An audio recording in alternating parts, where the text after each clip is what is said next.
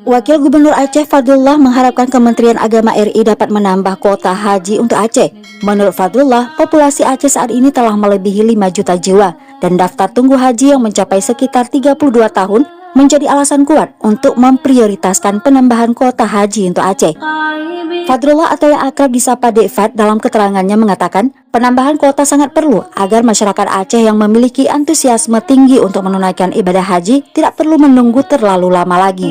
Menurutnya pemerintah Aceh telah menyambut baik kedatangan Direktur Jenderal Penyelenggara Haji dan Umrah Kementerian Agama Republik Indonesia, Hilmal Latif, pada Rabu lalu.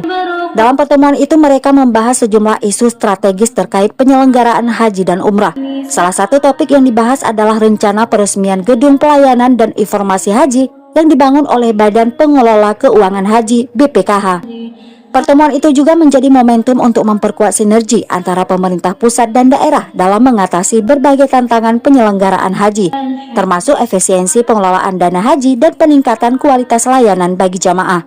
Dengan adanya Gedung Pelayanan dan Informasi Haji yang baru serta upaya peningkatan kuota haji, masyarakat Aceh diharapkan dapat lebih mudah mengakses layanan haji dan umrah. Hal ini sejalan dengan visi pemerintah Aceh untuk mewujudkan pelayanan haji yang lebih transparan, akuntabel, dan berkualitas.